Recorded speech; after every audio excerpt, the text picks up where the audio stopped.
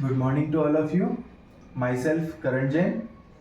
Presently, I am working as a chemistry senior division faculty at Bansal Classes Private Limited, Kota.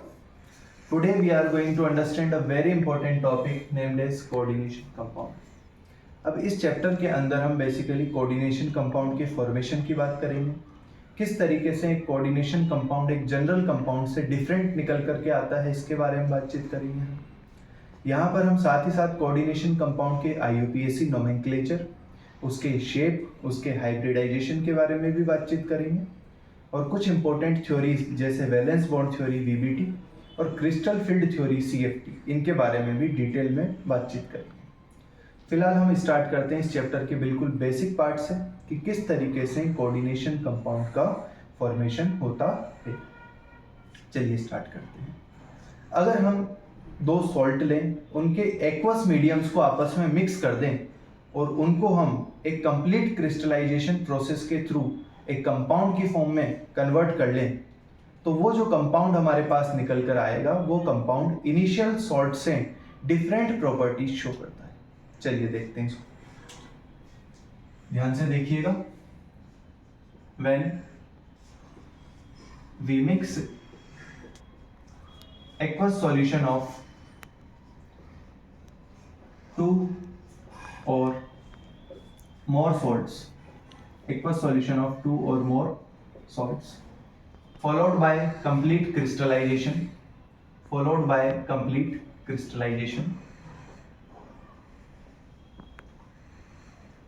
इस तरीके से हमारे पास जो salt निकल कर आएगा वो सॉल्ट दो तरीके का हो सकता है। फर्स्ट कैटेगरी है हमारे पास double salt,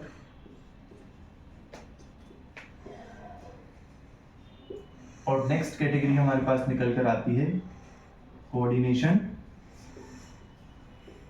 compound.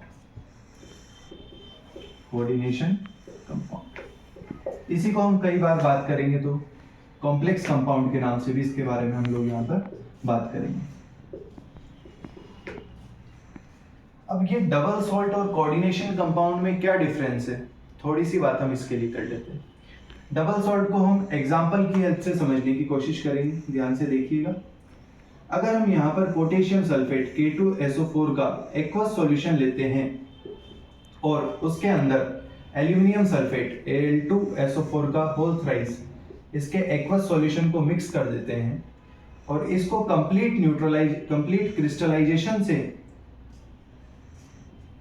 Crystallisation process के थ्रू एक कंपाउंड के अंदर कन्वर्ट करते हैं, तो हमारे पास एक बड़ा ही फेमस कंपाउंड निकल कर आएगा।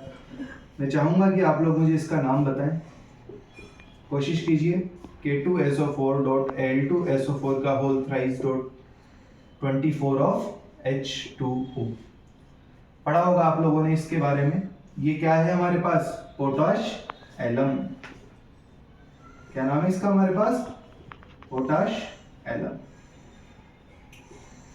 चलिए अब अगर हम ये जो कंपाउंड हमारे पास निकल कर आया है इसको वापस से किस में लेकर के जाते हैं, एक्वस मीडियम के अंदर लेकर के जाते हैं, तो ये कंपाउंड क्या करेगा, इसके अंदर प्रेजेंट आयंस, कौन कौन से आयंस इसके पास प्रेजेंट है, पोटेशियम आयंस इसके पास अवेलेबल है, एल्यूमिनियम +3 आयन इसके पास अवेलेबल है और सल्फेट आयन इसके पास अवेलेबल है।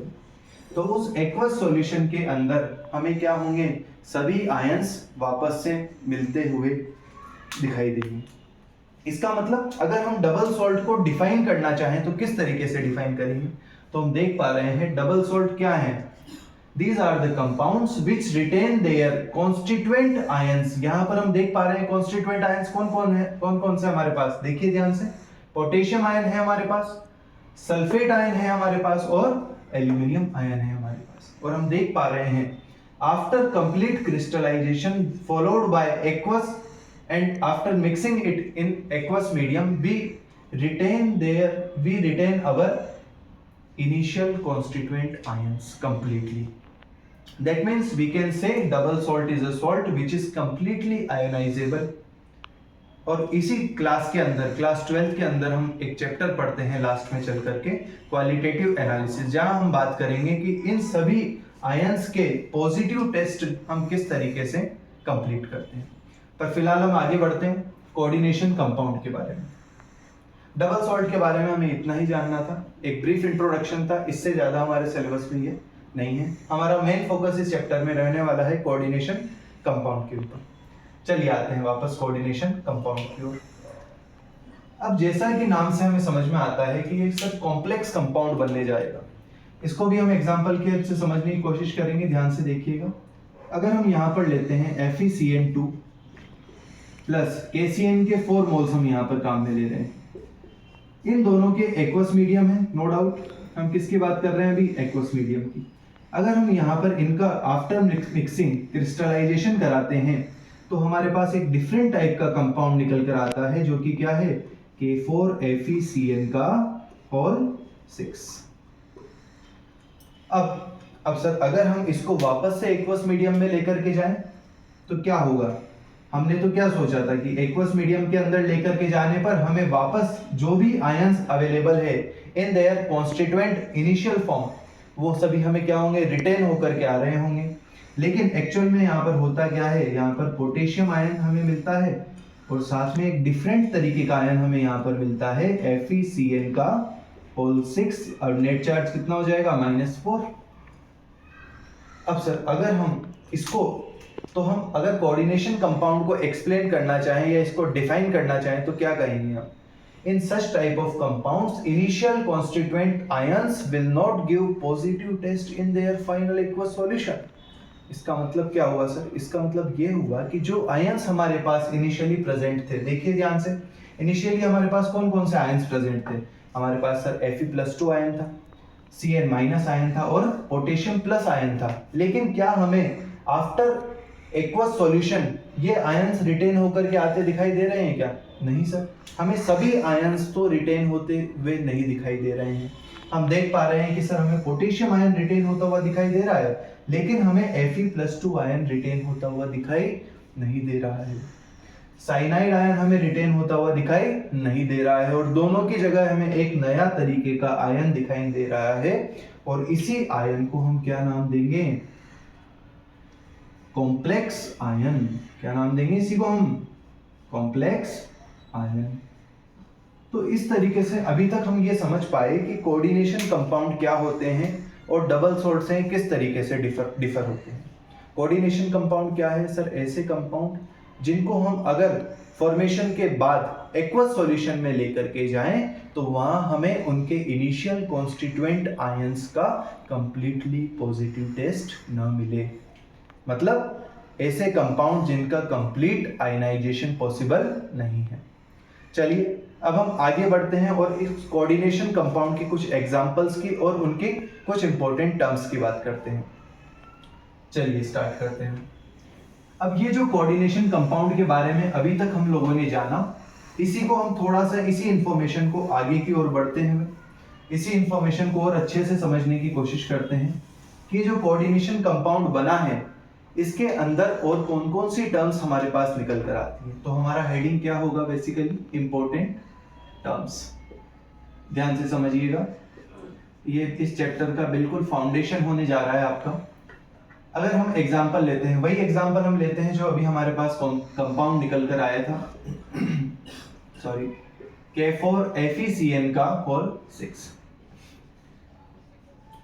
अब इस कंपाउंड के अंदर अगर आप ध्यान से देखेंगे तो आप पाएंगे कि सर ये जो पार्ट है जो स्क्वायर ब्रैकेट के अंदर लिखा गया है, ये किसको रिप्रेजेंट कर रहा है? तो हम इसको नाम देते हैं कोऑर्डिनेशन स्फीयर। क्या नाम देते हैं इसको हम? Coordination sphere. ध्यान से देखते रहिएगा। और ये वाला पार्ट जो कि इस स्क्वायर ब्रैकेट से बाहर है, अवेलेबल है, इसको हम नाम देते हैं आयोनाइजेशन स्फीयर। क्या नाम देते हैं इसको हम? आयोनाइजेशन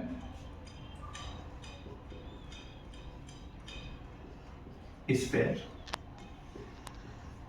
अब सर ये तो हमने बात कर ली आयनाइजेशन स्फीयर और कोऑर्डिनेशन स्फीयर की। कुछ बुक्स में हो सकता है आपको एक कोऑर्डिनेशन एंटिटी के नाम से लिखा हुआ मिले या कोऑर्डिनेशन पॉलीहेड्रा के नाम से लिखा हुआ मिले।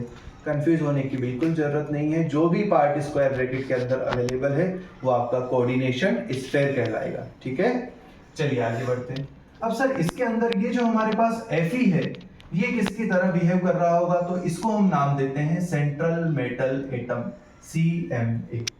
अब सर नाम से ही पता चल रहा है CMA मतलब सेंट्रल मेटल एटम।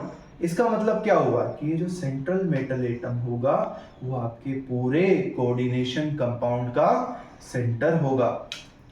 अब ये जो सेंट्रल मेटल एटम हमारे पास जनरली निकल कर आता है, ये जनरली आपका डी ब्लॉक एलिमेंट होता है, जनरली डी ब्लॉक एलिमेंट। अब ऐसा क्यों है तो उसके बारे में हम बात करते हैं, पर उससे पहले हम एक नई टर्म को यहाँ डिफाइन करने जा रहे हैं। हम यहाँ देख पा रहे हैं कि सर इस सेंट्रल मेटल एटम जो कि इस केस में Fe है, आयरन है, इसके साथ एक ग्रुप अटैच है Cn। इस ग्रुप को भी हम एक नाम देते हैं, थोड़ा सा नया नाम है, इसको हम कहते हैं लिगेंड। अब सर ये लिगेंड का क्या काम है और क्या रोल है कोऑर्डिनेशन कंपाउंड के अंदर, चलिए इसको थोड़ा सा समझते हैं। ये लिगेंड क्या करता है, बेसिकली इसके पास लोन पेयर्स अवेलेबल होते हैं और उन लोन पेयर्स को ये डोनेट करता है। अब सर डोनेट किसको करेगा, तो जवाब है सेंट्रल मेटल एटम को। किसको डोनेट करेगा अपने lone pair, central metal atom को। और हम जानते हैं क्लास 11th में हमने केमिकल बॉन्डिंग में अच्छे से पढ़ा है कि जब कभी भी लोन पेयर का डोनेशन होगा तो वहां कोऑर्डिनेशन बॉन्ड बनकर आएगा, यस और नो। अगर कोऑर्डिनेशन बॉन्ड का फॉर्मेशन होगा तो हम कह सकते हैं कि इस लिगेंड ने क्या किया होगा, अपने लोन पेयर को डोनेट किया होगा। तो हम कह सकते हैं लिगेंड किसकी तरह वर्क कर रहा है, as a lone pair donor. ये यहाँ पर क्या कर रहा है, वर्क कर रहा है। अब सर अगर ये डोनेट कर रहा है तो कोई ना कोई एक्सेप्ट भी करेगा, बड़ा सिंपल सी बात है। तो सर यहाँ पर ये सेंट्रल मेटल एटम क्या करता है, as a lone pair acceptor ये यहाँ पर वर्क कर रहा होता है। किसकी तरह, as a lone pair acceptor. अब सर लोन पेयर डोनर है, लोन पेयर एक्सेप्टर है, और हमने ये टर्म्स तो केमिकल बॉन्डिंग में काफी डिटेल में पढ़ी है। क्या हमने लुईस एसिड बेस थ्योरी के बारे में पढ़ा है, तो जवाब है यस सर, हमने पढ़ा है काफी डिटेल में। तो ये जो लुईस एसिड है, क्या हमें पता है जो कंपाउंड अपने लोन पेयर को डोनेट करता है उसे हम लुईस एसिड कहते हैं, यस और नो। इसी तरीके से जो कंपाउंड लोन पेयर को एक्सेप्ट कर रहा होगा, क्या उसको हम लुईस बेस कहेंगे, यस और नो। इस वजह से हम कह सकते हैं कि जो लिगेंड होगा हमारे पास वो किसकी तरह वर्क कर रहा होगा, as a Lewis acid work कर रहा होगा। और जो बेस होगा हमारे पास वो किसकी तरह वर्क कर रहा होगा, as a Lewis base. Sorry, जो आपका लिगेंड होगा वो क्या कर रहा होगा, लोन पेयर का डोनेशन कर रहा होगा, और जो डोनेट करेगा उसको हम क्या नाम देते हैं, लुईस बेस। और जो एक्सेप्ट कर रहा होगा उसको हम क्या नाम देंगे, लुईस एसिड। अगर सर ऐसी बात है तो हम यहाँ पर कोऑर्डिनेशन कंपाउंड की एक और डेफिनेशन बना सकते हैं। कैसे sir, coordination compound is basically a result between interaction of Lewis acid with Lewis base. Lewis acid और लुईस बेस की इंटरेक्शन की फॉर्म की वजह से हमें जो कंपाउंड मिल रहा है वो क्या है, हमारा कोऑर्डिनेशन कंपाउंड। चलिए अब हम इसके कुछ स्ट्रक्चर की बात कर लेते हैं कि बेसिकली यहाँ हो क्या रहा होगा। जैसे कि हम देख पा रहे हैं रेडॉक्स रिएक्शन में हमने काफी अच्छे से बात की है कि Fe की अगर हमें ऑक्सीडेशन स्टेट लिखनी होगी तो वो यहाँ कितने निकल कर आएगी, +2। क्यों, क्योंकि पोटेशियम +1 होता है, तो +4, साइनाइड -1 है तो -6 इक्वल टू के उधर जाएगा तो क्या मिलेगा हमें, Fe+2 में मिलेगा। इसका मतलब सर ये जो Fe+2 आयन है हमारे पास, इस Fe+2 आयन को कितने Cn- गैदर करके खड़े होंगे, देखिएगा ध्यान से।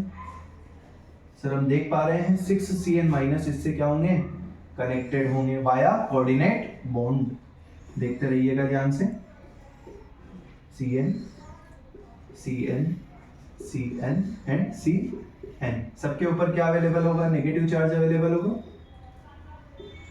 अब क्योंकि ये सभी क्या कर रहे होंगे, अपने अपने लोन पेयर को डोनेट कर रहे होंगे, तो किस बॉन्ड का फॉर्मेशन होगा, ऑब्वियसली कोऑर्डिनेशन बॉन्ड बनेगा यहाँ पर। इसी तरीके से यहाँ पर ये वाला कार्बन भी क्या कर रहा होगा, अपने लोन पेयर को इस सेंट्रल मेटल एटम को डोनेट कर रहा होगा। इसी तरीके से बाकी सब भी क्या करेंगे, अपने लोन पेयर को सेंट्रल मेटल एटम को डोनेट कर रहे होंगे।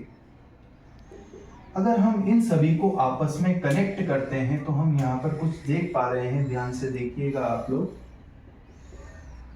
क्या हमारे पास यहाँ पर एक कोऑर्डिनेशन स्फीयर निकल कर आ रहा है क्या, यस और नो। क्योंकि हम जानते हैं कि ये एक कोऑर्डिनेशन स्फीयर का रिप्रेजेंटेशन है जो कि किसके अंदर लिखा हुआ है, एक स्क्वायर ब्रैकेट के अंदर लिखा हुआ है, तो इसको भी हम किस में पैक कर देंगे, स्क्वायर ब्रैकेट में। नेट चार्ज कितना होगा इसके ऊपर बताइए, -4।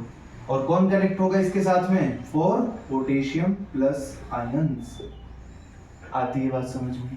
इस तरीके से हमने क्या किया, रिप्रेजेंटेशन किया किस किस का, सेंट्रल मेटल एटम का सराउंडेड बाय लिगेंड्स।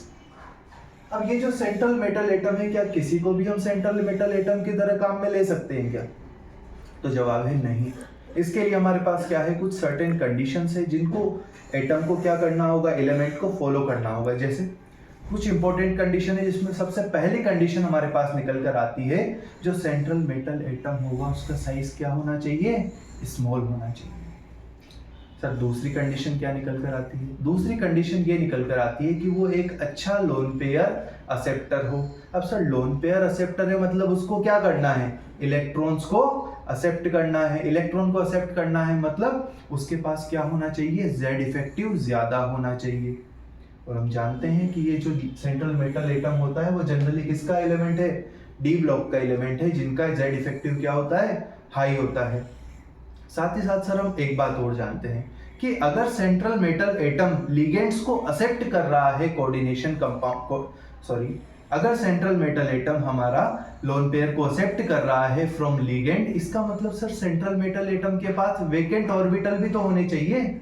और अगर ऐसा है तो हम ये जानते हैं काफी अच्छे से कि ये जो डी ब्लॉक एलिमेंट्स होते हैं इसमें हमारे पास क्या होते हैं, वेकेंट डी ऑर्बिटल्स अवेलेबल होते हैं, जो कि क्या करते हैं, एक काफी प्रिफरेबल सिचुएशन प्रोवाइड करते हैं कंपाउंड को फॉर्म कराने के लिए। चलिए इसी डिस्कशन को हम थोड़ा आगे लेकर के चलते हैं और लिगेंड की एक बड़ी इंपॉर्टेंट प्रॉपर्टी की बात करते हैं, डेंटिसिटी की। अब हम बात करने जा रहे हैं किसकी, डेंटिसिटी की। ध्यान से देखिएगा। तो डेंटिसिटी बेसिकली हमें क्या बताती है, डेंटिसिटी बेसिकली हमें यह बताती है कि कोई भी लिगेंड कितने लोन पेयर्स को डोनेट कर सकता है। किसकी बात करने जा रहे हैं अब हम, देखिएगा ध्यान से, denticity of ligand. Denticity of ligand. अब डेंटिसिटी हमें बेसिकली ये बताती है कि कोई पर्टिकुलर ग्रुप जो है वो कितने लोन पेयर को एट ए टाइम डोनेट कर सकता है। अब इस डोनेशन की एबिलिटी के बेसिस पर हम क्या करेंगे, लिगेंड्स को क्लासिफाई करेंगे in terms of their denticity. Like अगर कोई लिगेंड या कोई ग्रुप अपने कंपाउंड की फॉर्मूले में से एक लोन पेयर को डोनेट कर पा रहा है तो वो क्या होगा, उसे हम नाम देते हैं मोनोडेंटेट लिगेंड। क्या कहते हैं उसको हम, मोनोडेंटेट लिगेंड। मोनोडेंटेट लिगेंड, समझते रहिएगा ध्यान से। ऐसा लिगेंड जो क्या करे, एक ही लोन पेयर का डोनेशन करे एट ए टाइम, वो किस कैटेगरी में आएगा, मोनोडेंटेट लिगेंड की कैटेगरी में आएगा। अगर हम इसके एग्जांपल की बात करें तो बड़ा ही फेमस एग्जांपल है हमारे पास साइनाइड आयन। यहाँ पर क्या होगा, कार्बन और नाइट्रोजन के बीच में ट्रिपल बॉन्ड होगा, कार्बन के ऊपर नेगेटिव चार्ज है। हम जानते हैं जो पहले लिखा होगा वो क्या होगा, आपका डोनर एटम। तो यहाँ पर लोन पेयर का डोनेशन कौन कर रहा होगा, कार्बन, और क्या बना रहा होगा, कोऑर्डिनेट बॉन्ड। ये हमारा क्या है, एक मोनोडेंटेट लिगेंड का एग्जांपल हो गया। इसी तरीके से सर अगर कोई लिगेंड दो लोन पेयर्स का डोनेशन करे तो उसको हम क्या नाम देंगे, तो सही जवाब है उसका कि हम उसको नाम देंगे डाइडेंटेट लिगेंड। डाइडेंटेट कहें या बाइडेंटेट कहें तो लगभग एक ही बात है, दोनों में कोई डिफरेंस यहाँ पर नहीं निकल करके आता है। डाइडेंटेट लिगेंड, ऐसा लिगेंड जो क्या करे, दो लोन पेयर्स डोनेट करे एट ए टाइम। चलिए देखते हैं इसका एग्जांपल क्या होगा। इसका हमारे पास एक बड़ा ही फेमस एग्जांपल निकल करके आता है, समझिएगा ध्यान से। CH2 CH2 NH2 NH2। अब यहाँ पर हम देख पा रहे हैं कि नाइट्रोजन के पास भी क्या है, एक लोन पेयर है, इस नाइट्रोजन के पास भी क्या है, एक लोन पेयर। अब ये दोनों नाइट्रोजन क्या करते हैं, अपने लोन पेयर को सेंट्रल मेटल एटम को क्या करते हैं, डोनेट करते हैं, और क्या बनाते हैं, कोऑर्डिनेट बॉन्ड बनाते हैं। हम यहाँ देख पा रहे हैं बड़ी आसानी से कि दोनों नाइट्रोजन ने एक साथ अपने लोन पेयर किसको डोनेट कर दिए, सेंट्रल मेटल एटम। और कितने कोऑर्डिनेट बॉन्ड बनाए, तो जवाब है 2 कोऑर्डिनेट बॉन्ड यहाँ पर बन करके आ रहे हैं। अभी हम आगे चलकर जब हम बात करेंगे नोमेनक्लेचर ऑफ लिगेंड्स की, तो उसके अंदर हम जानेंगे कि इस लिगेंड को हम क्या बोलते हैं। तो सही जवाब है उसका इथाइलिन डाई अमाइन। क्या बोलते हैं इसको हम? Ethylene diamine. Single M रहेगा यहाँ पर, इसको जरूर ध्यान रखिएगा। क्यों? क्योंकि डबल एम हम कब काम में लेंगे? जब अमोनिया हमारे पास निकल कर आएगा एन से। इसको हम शॉर्ट में भी लिखेंगे ई एन के नाम से, ठीक है। तो इस लिगेंड के बारे में आप लोग ध्यान रखिएगा। इसी तरीके से अगर हम डेंटिसिटी के बेसिस पर क्लासिफिकेशन करें तो ये हम हेक्साडेंटेड लिगेंड तक भी बात कर सकते हैं। ऐसे लिगेंड जो एक साथ 6 लोन पेयर को डोनेट करें, इन सब के बारे में हम 1 बाय 1 बात करेंगे। पर हम इस चैप्टर को, इस लेक्चर को एक कोऑर्डिनेशन कंपाउंड के IUPAC नाम को समझ करके एंड करते हैं। चलिए देखिएगा ध्यान से। अब हम क्या करना चाह रहे हैं, ये जो एग्जाम्पल हमने लिया है, कौन सा एग्जाम्पल? K4FeCN का होल 6, इसके नाम को लिखना चाह रहे हैं। समझिएगा चीजों को ध्यान से। चलिए बात करते हैं किसकी? K4FeCN का होल 6, इस एग्जाम्पल के IUPAC नोमेनक्लेचर के। K4FeCN का होल 6। अब सर हम यहां जानते हैं कि लिगेंड कौन है हमारे पास? साइनाइड। सेंट्रल मेटल एटम कौन है? आयरन। चलिए सबसे पहले हम आयरन की ऑक्सीडेशन स्टेट निकाल लेते हैं, बड़ा ही आसान काम है। ये किस ऑक्सीडेशन स्टेट में होगा? +2 में हमने काफी प्रैक्टिस की है रेडॉक्स रिएक्शन चैप्टर में। ऑक्सीडेशन स्टेट निकालते थे हम और उसके हेल्प से क्या करते थे? रिएक्शंस को बैलेंस करते थे। चलिए अब हम आगे बढ़ते हैं। तो इसके अंदर सबसे पहला रूल हमारे पास ये निकल करके आता है कि हमें किसी भी कंपाउंड के IUPAC नोमेनक्लेचर में सबसे पहले केटायन का नाम लिखना होगा। देखिए अगर मैं इसका IUPAC नेम लिखना जा रहा हूँ, लिखने की कोशिश करूंगा तो सबसे पहले केटायन का नाम आएगा। और अब हम जानते हैं कि सर अगर आप इसको एक्वस मीडियम में लेकर के जाएंगे तो आपको क्या मिलेगा? 4 पोटेशियम प्लस आयंस मिल रहे होंगे, यस और नो? और क्या मिल रहा होगा बताइए? सर हमें मिल रहा होगा FeCN का होल 6 -4। इसका मतलब सर ये तो क्या है हमारा? केटायनिक पार्ट, और ये क्या है? एनायनिक पार्ट, यस और नो? तो अभी हम देख पा रहे हैं कि सर ये जो केटायन हमें मिला है ये कैसा केटायन है? एक सिंपल केटायन है क्या? तो जवाब है हाँ सर, बिल्कुल हमें दिखाई देता है ये कैसा केटायन है? एक सिंपल केटायन। लेकिन सर हम ये भी देख पा रहे हैं कि ये एनायन तो है, लेकिन एनायन कैसा है? कॉम्प्लेक्स एनायन है। और जब कभी ऐसा होगा कि हमारा कॉम्प्लेक्स पार्ट कैसा हो? एनायनिक हो, तब हमें क्या करना होगा? जो हमारा सेंट्रल मेटल एटम है उसके नेम को 8 से एंड कराना होगा। अब सर अगर हम यहाँ देख पा रहे हैं कि हमारा कॉम्प्लेक्स पार्ट क्या है? एनायनिक। तो ये जो Fe है हमारा, हम देख पा रहे हैं Fe किसमें है? +2 में। Fe+2 होता है तो क्या बनाता है? फेरस या फेरिक? तो जवाब होगा आपका सर फेरस बनाता है। Fe+3 क्या होता है? फेरिक। अब सर क्योंकि यहाँ Fe+2 है तो हम कह सकते हैं कि सर फेरस बनेगा।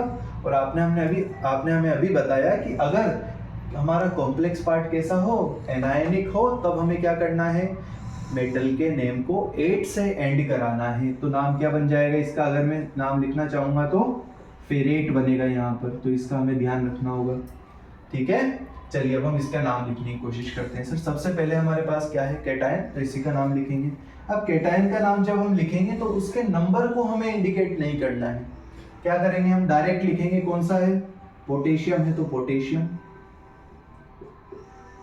अब क्योंकि सर ये केटायन और एनायन में सेपरेट होकर के हमें मिल रहा है, तो हम क्या करेंगे? केटायन का नाम लिखेंगे, उसके बाद कुछ ब्लैंक स्पेस छोड़ेंगे सिंगल लेटर जितना, और उसके बाद हम किसका नाम लिखना स्टार्ट करेंगे? एनायन का। अब एनायन का नाम लिखते समय या कॉम्प्लेक्स पार्ट का नाम लिखते समय हमें ये ध्यान रखना है कि पहले हम किसका नाम लिखें? लिगेंड का नाम लिखें इन अल्फाबेटिकल ऑर्डर। अब क्योंकि यहाँ पर केवल एक ही लिगेंड है तो हमें अल्फाबेटिकल ऑर्डर की चिंता नहीं करनी है, हम डायरेक्ट नाम लिखेंगे। और क्योंकि कितने लिगेंड है? 6 लिगेंड्स है, तो क्या नाम हो जाएगा? हेक्सा। साइनाइड आयन है सर, और क्या बनाता है साइनाइड? एक एनायनिक लिगेंड है। और हम जानते हैं कि जितने भी एनायनिक लिगेंड्स होते हैं वो किससे एंड होते हैं? Generally ends with O। क्या लगाते हैं हम एनायनिक लिगेंड्स के एंड में? O। अगर ऐसा है तो सर ये साइनाइड है, तो क्या नाम हो जाएगा इसका? साइनाइडो। क्या नाम हो गया? साइनाइडो। अब क्योंकि सर यहाँ पर डोनर एटम कौन है हमारा? कार्बन, तो नाम क्या हो जाएगा? साइनाइडो C। और नाम को हमें मेटल एटम के नाम को हमें चेंज करना होगा क्योंकि हमारा कॉम्प्लेक्स पार्ट कैसा है, एनायनिक। तो वो नाम क्या हो जाएगा बताइए, फेरेट, FERRATE, फेरेट। और एंड में हमें क्या करना है, स्मॉल ब्रैकेट के अंदर रोमन नंबर में इसकी ऑक्सीडेशन स्टेट को लिखना है। और इस तरीके से हमने क्या किया, एक कोऑर्डिनेशन कंपाउंड के IUPAC नोमेनक्लेचर को समझा।